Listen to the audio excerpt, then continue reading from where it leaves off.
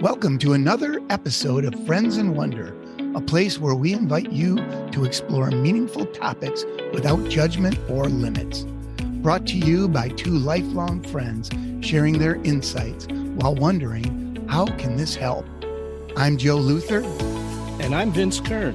And we've got great topics lined up for you each week, so be sure to subscribe, like, and even share with your friends. Now, let's wander and wonder together. Hey, Vince, I'm really excited to talk about elections today. You know, it's interesting. You and I had talked about wanting to do an episode on elections and, probably a month or so ago. And then all of a sudden you got your ballot because you're doing an absentee or a mail-in ballot this year. And that prompted us to get moving on this quickly. And I think the thing that jumped out most for you were the ballot initiatives, right? Yeah, it's interesting because we were shaping up the topic and I was looking at my ballot at the same time, and I started looking at these ballot initiatives that are on there. And there's been a lot of chatter in Michigan anyway about whether ballot initiatives are clear or not. And we had one listener who even suggested that as a topic because he was so confused by some of the ballot initiatives, and he sent us a little note. But shout out to him because we're doing it. We're doing it, but boy, I'll tell you what, as we talked about it, this idea of trying to find out what the ballot initiatives actually say and who's behind them. And it was a bit of an eye opener for us, wasn't it? It really was. And especially from a perspective of being an older person who's been voting for 50 years, it made me realize how much things have changed, especially with ballot initiatives. Yeah, I mean, it was originally like a grassroots kind of initiative based on, getting the hippies out on the street and trying to get signatures on whatever the cause was. But now it's become big business, it seems. Yeah. I always knew that there was a lot of money involved in this process, right? But until you start actually looking at it, I was just amazed. And this idea or the reality is that there's a lot of money. We'll talk about, we did some research and we'll share some numbers in a little bit, but the fact that there are actually, it's a whole industry devoted to writing misleading ballot measures, paying for signatures to get out there. These are lobbyists and PR firms that. Yeah, but to be fair, though, I think it's good to point out that we're not. What we found is there's something to look at here. But ballot initiatives in general are a good thing. And they started off with the best of intentions and probably still have the best of intentions. I personally think that if a state is going to make marijuana legal, it's probably best left to the vote of the people rather than the vote of a legislature. It's the kind of thing that makes sense. Same maybe with whether gambling should be legal in the state. It should be put to a vote of the people. But some of these initiatives are a little quirky at best. For instance, I think a few years ago, there was a ballot initiative in Michigan having to do with regulating the hunting or not hunting of wolves in the Upper Peninsula. And I thought, what on earth is, the urbanites or suburbanites of metropolitan Detroit going to be doing, making decisions on the decisions of the herds of wolves in the Upper Peninsula. There was basically some activist trying to take that right away from the Department of Natural Resources to regulate and to somehow usurp them. Now that, to me, that doesn't make sense. Now I know it got voted down and good. The people understood.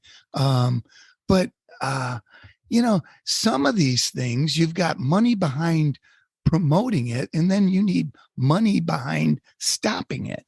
And that's what I think you found too. And And I think that's a great starting point for what we want to talk about today.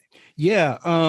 And just to sort of put a cap on some of the lack of clarity in the initiatives themselves, I looked at a couple of different ones. In fact, I looked at the one there's actual proposal in Michigan. It's called Promote the Vote. And what's on the ballot? That's number 2, proposal 2, I think. Yeah, proposal 2, and what's on the ballot are bullet points. And so I looked at my ballot, my absentee ballot. Wait.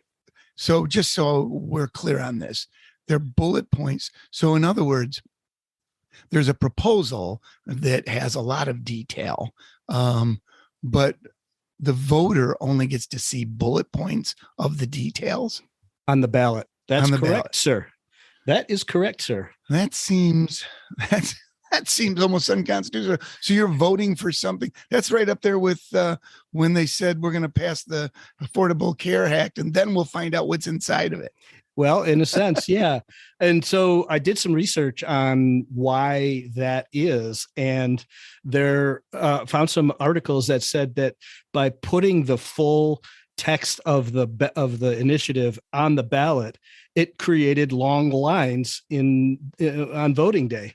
And so they were concerned that people would spend too much time in the booth. So they decided to summarize these into bullet points. Wow. Okay. So that's what we have. All right. And that's nationwide. That's not just in Michigan. Okay. I mean, that's all over.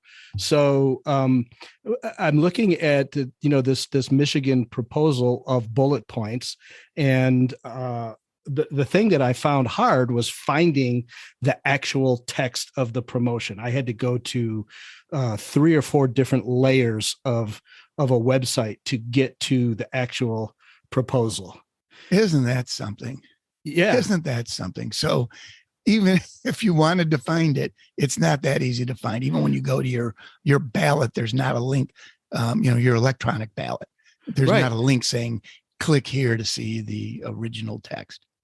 Well, and so, referencing a couple of other, examples of ballot initiatives, just to cap on that, there was one in California in 1978 when housing values were skyrocketing at the time. So people were concerned about being able to pay the taxes. So there was this ballot proposal that basically, went and said, this is going to protect your taxes. And it was worded so poorly. And it passed, and it turned out that it was mostly for corporations, and very few homeowners got any tax breaks out of it at all. And so people thought they were voting for property tax relief for residential, and they were in fact doing it for and it does, and there's a lot of examples of that out there that you can find.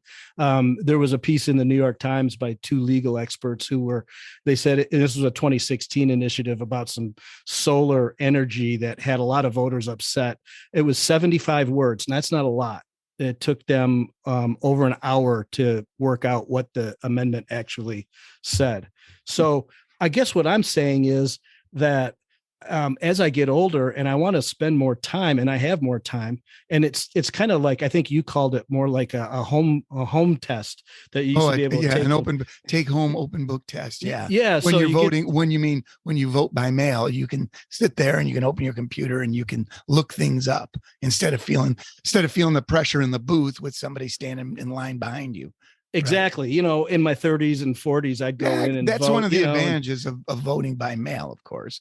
Absolutely. Right. Of course, there's a lot of disadvantages to voting by mail. And the main one that I would say, and I must say, when we're talking about voting by mail is that if you're going to vote by mail, my humble opinion is we better be very, very careful in how we keep track of those votes, who's voting, and how it's being delivered to, the polling place and being counted. Because when things start going out by mail and coming back by mail, there's a lot of, what do they call it in police, chain of custody, chain of custody. Yeah. We want to make sure that ballot's getting where it's supposed to go, without any, anything going on in between. And there's a lot of unintended consequences. People look at it's sort of one of those things where it sounds great, it's convenient, okay, it makes perfect sense. Mail-in ballots, woohoo, yeah. Well, guess what? You need a lot more staff to process them. You're, as you said, the chain of command issues Chain of become, custody, yeah. chain of custody becomes Yeah. much more difficult to manage. So while everybody, likes to vote for convenience and all of these things, some of these initiatives don't really take into effect what it's going to take for the state. Right. And I'm not sure what the percentage of voters by mail versus voters by precinct, by poll.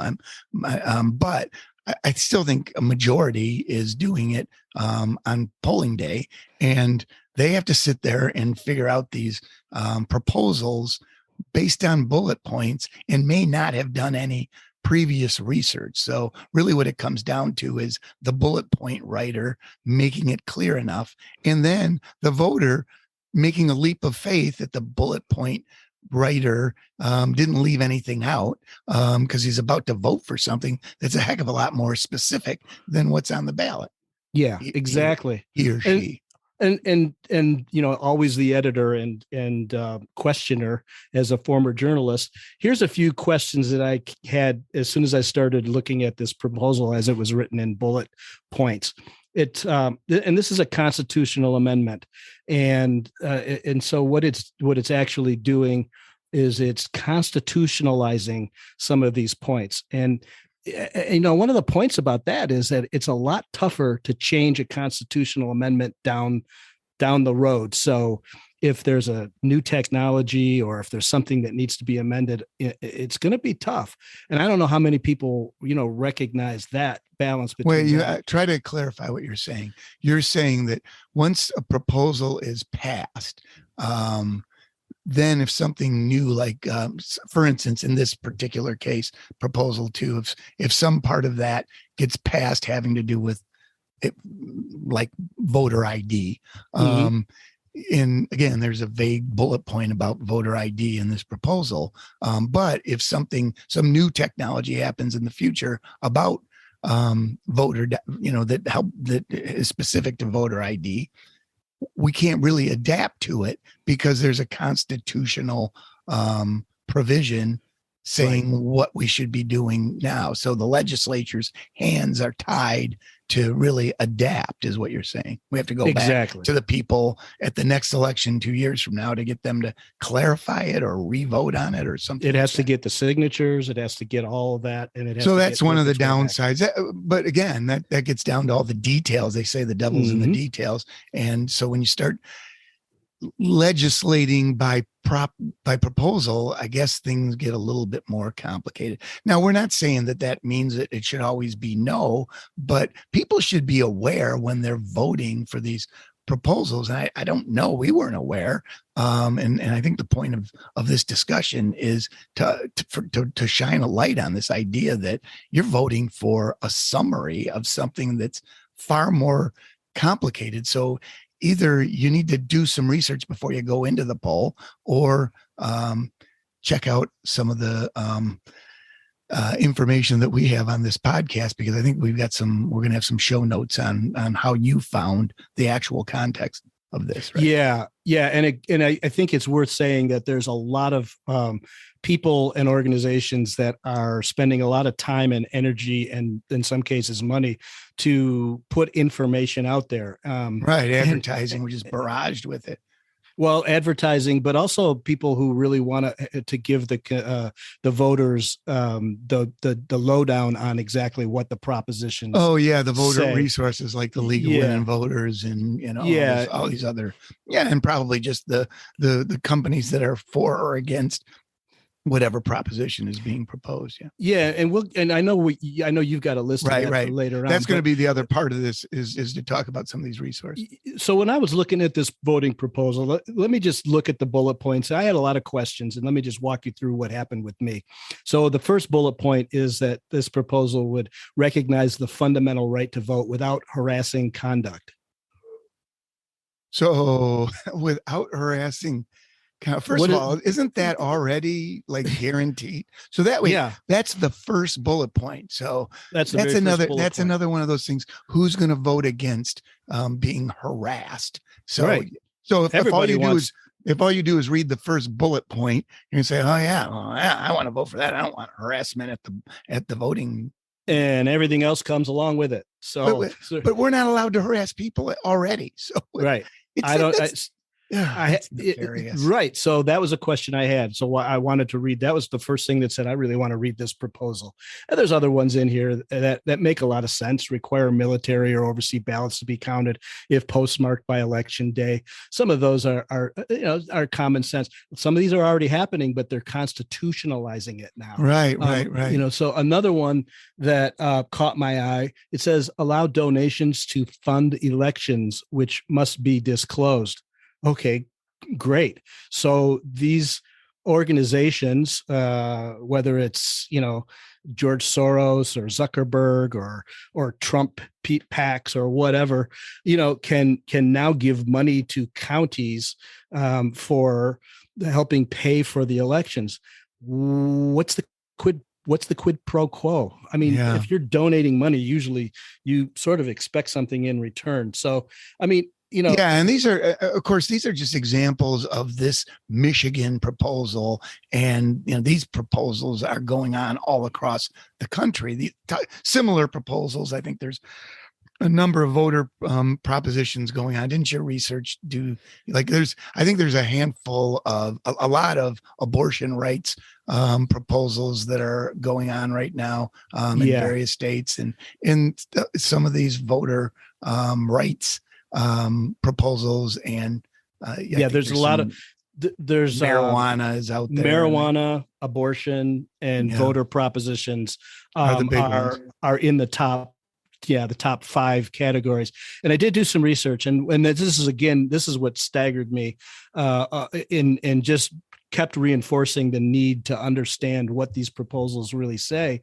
If you look at the amount of money that's being spent. So the top 5 states in terms of contributions to these ballot proposals are California, Massachusetts, Colorado, Michigan, and Kansas.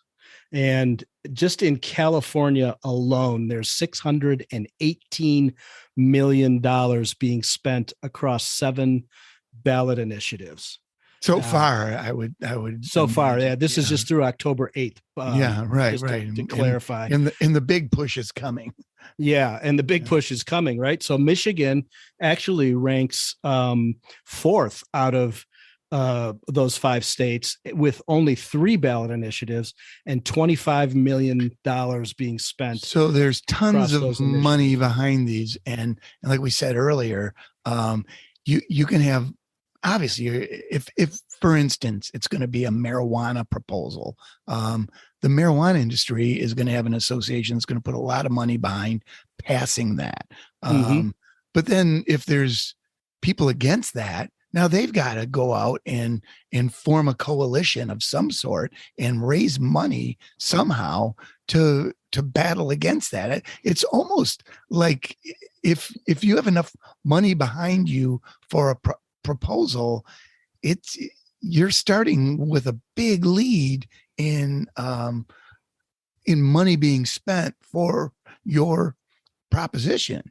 And it's interesting you say that, because if you look at some of the specific measures, I won't get into all of them, but these are the top 10 ballot measures having the most contributions. And on that list, obviously California, this proposition, it says legalize sports betting and revenue for homeless prevention fund initiative.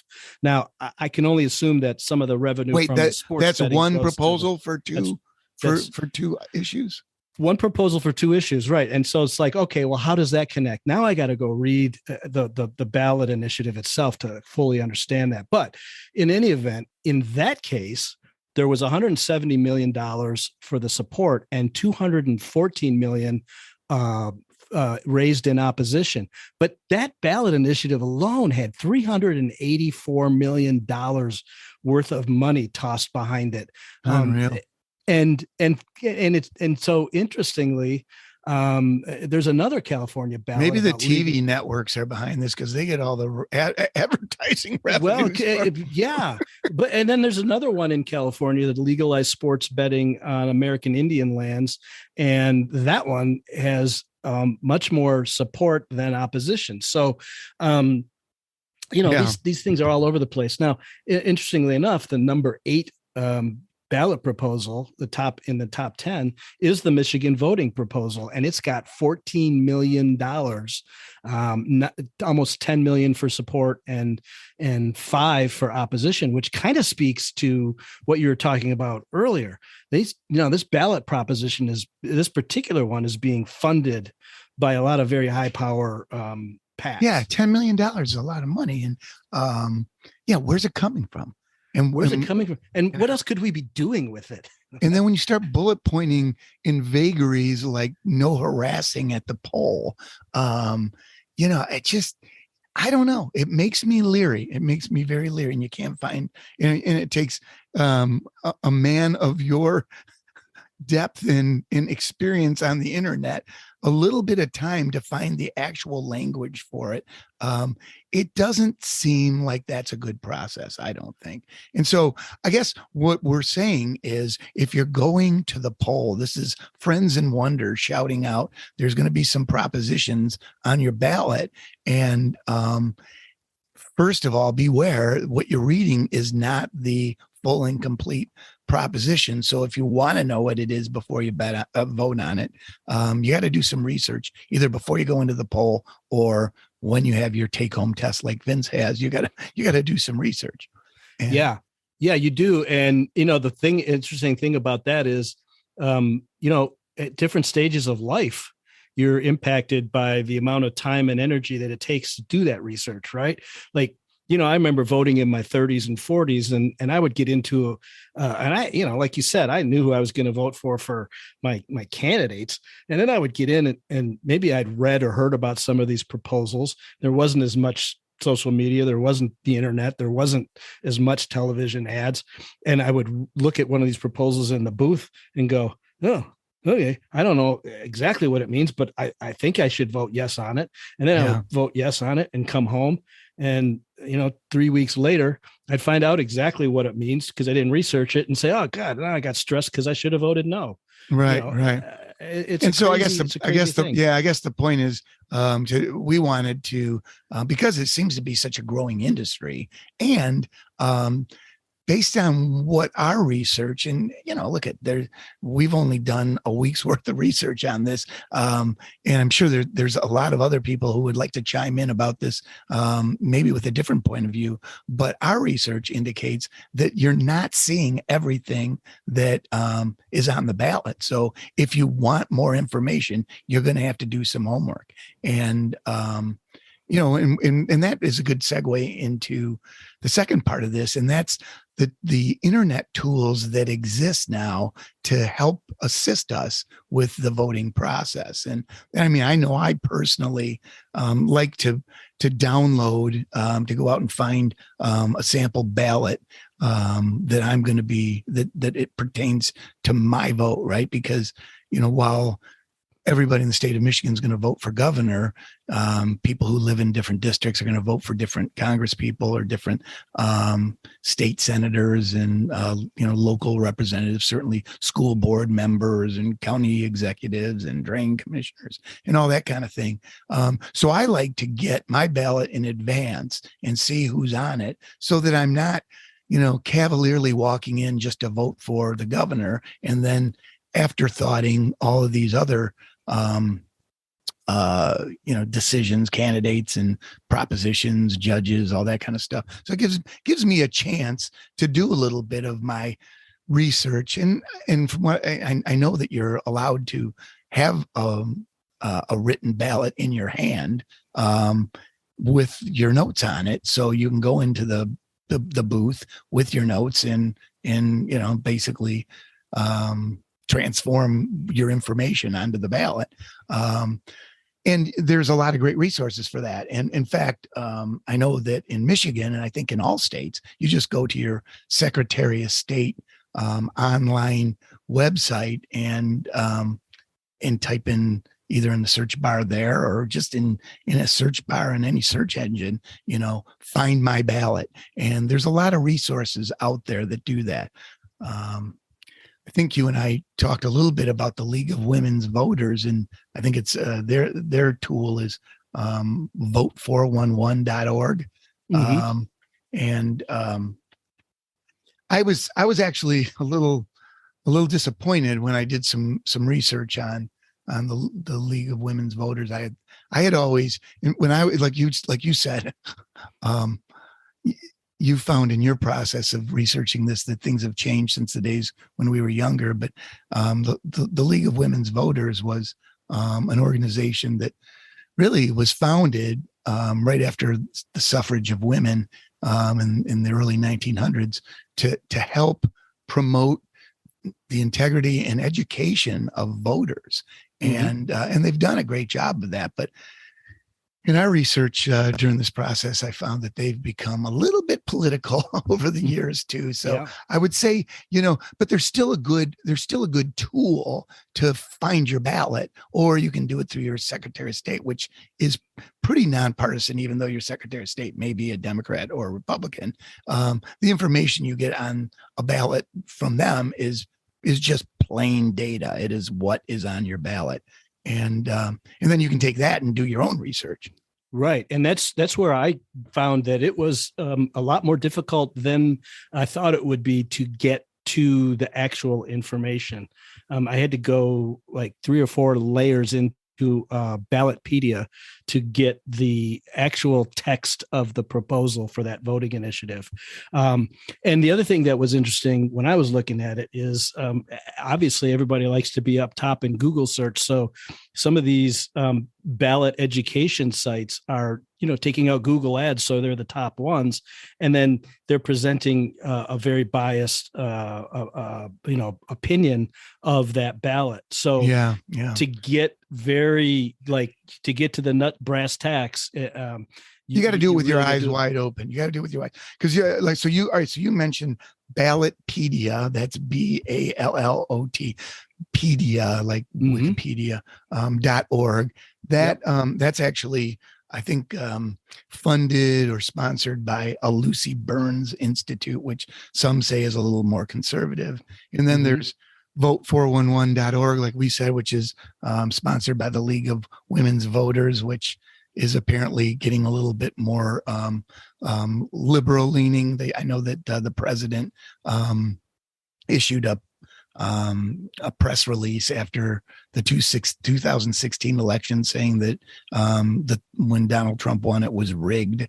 So, I mean, they don't shy away from being political, the League of Women Voters, and I'm sure the Lucy Burns Institute. Really, the reality is anybody who's doing much of anything has an agenda. It's very hard. It's very hard to find agenda-free information, and that's what our research found, is that it's not easy to navigate going online and finding information. But the starting point, my suggestion is the starting point is download your ballot. Download your ballot ahead of time. If you're going into the poll and just looking for the first time, you're gonna find some things in there that, unless you're just one of those people that, when you get down to voting for commissioners or judges or whatever, you just want to vote for the name that you saw most of the lawn signs or whatever. I guess that's your prerogative. But if you want to, I'm raising my hand because that's how I used to do it. Well, I didn't even know what a drain sure, commissioner was. right, or what they do for that matter, right? And Yeah. or why, or if you should care.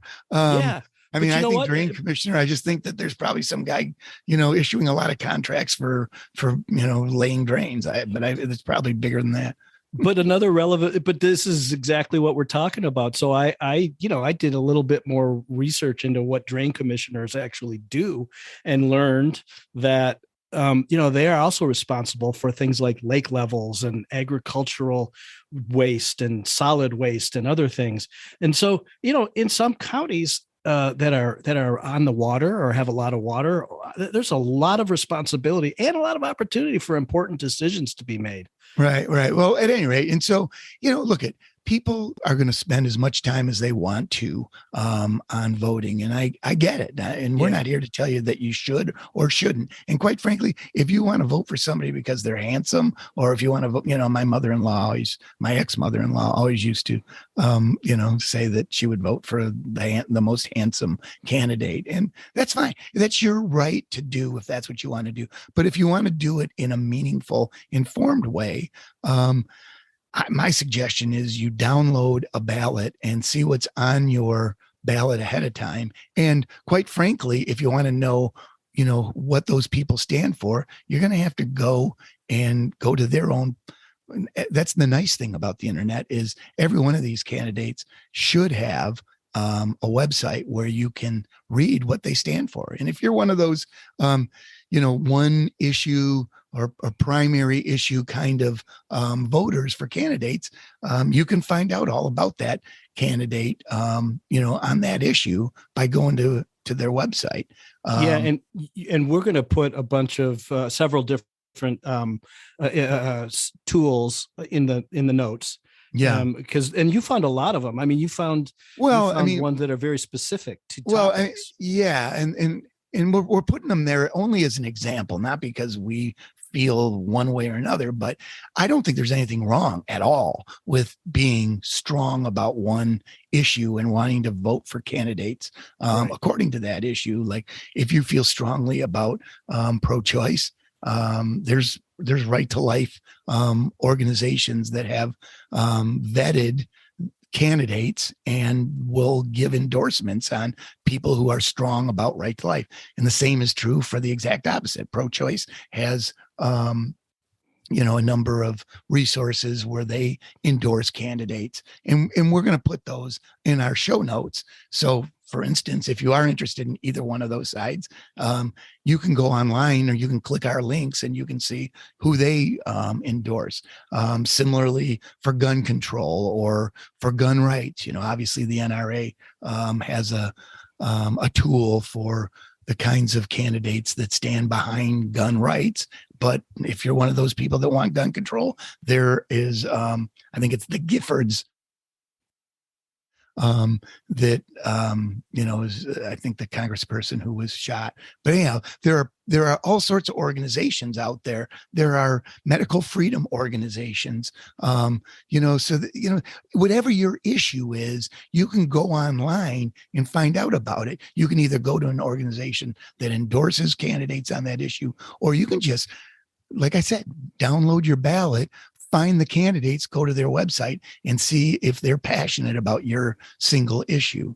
And this might be, I think one of the reasons we wanted to do this was because it was a real refresher, at least for me, in terms of how much is involved in actually performing this voting honor that we have been blessed with in, for me, the best way.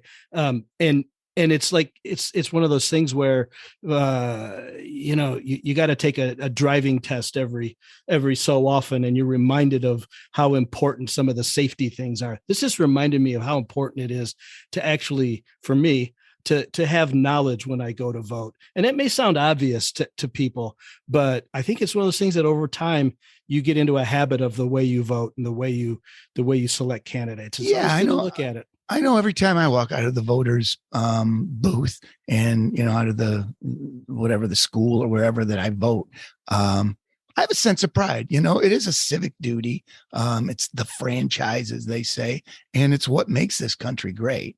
And, again, you can exercise it in any way you want to. They say that this upcoming election is going to be the most important election of our lifetime. They always say that every time we have an upcoming election, but really the truth of the matter is it's an important thing. And we just wanted to maybe shine a light on a couple of interesting nuances out there, which, obviously these ballot proposals are becoming something, a machine of their own from the grassroots efforts that began it. And now there's a number of resources on the internet. And I think you have to tiptoe very carefully So, Joe, just to summarize, I guess, because we threw a lot of information out there. We didn't mean to throw a fire hose of data and information to you, the listener, but we appreciate you hanging with us, because for me, this exercise illustrates just how much things have changed in the voting process over the last 50 years. Okay, boomer. Yeah, right. And I'm not trying to tell people No, get off yeah. my lawn or how to vote, but it's going in a certain When direction. I was a kid, things were different. Yeah, right. When I was 18, I walked into the lever, voted for the candidates, and didn't even know what the heck the propositions were all about. You were creating hanging chads. I was. But today, I guess we just wanted to say there's a lot of information out there. Be careful what you look at. Yeah, I mean, we didn't want to get involved in talking about candidates because that's well covered. We really thought that it would be more interesting to get a little more nuanced and draw a little bit of a spotlight on this up and coming phenomenon of propositions, ballot initiatives, and especially also the online tools that are available to help you navigate this process. And I thought it was a good discussion, actually. Yeah. Even if through the lens of boomers. And it will continue to change. So good luck with that, everybody. Have a great election cycle. Well done, Vincent. So are you done with your ballot now, or? I'm off to mail it, although I'm a little, now I'm like, oh, should I drive it to the clerk's office just to make sure it gets there? I vote you drive it there, but your vote is your vote. You can do with it as you please. Yeah. Well, thanks for everybody for listening. Joe, it's been great to be with you, and look forward to another episode next week. As always, Vince. Well, so ends another episode of Friends in Wonder. We want to thank you for listening. If you'd like to listen to more episodes, provide feedback, questions, or topics you'd like us to wonder about in future episodes, be sure to check us out at friendsinwonder.com. We'd be grateful if you subscribe, like, or share this podcast. Until next time, I'm Joe. And I'm Vince, and we're Friends in Wonder.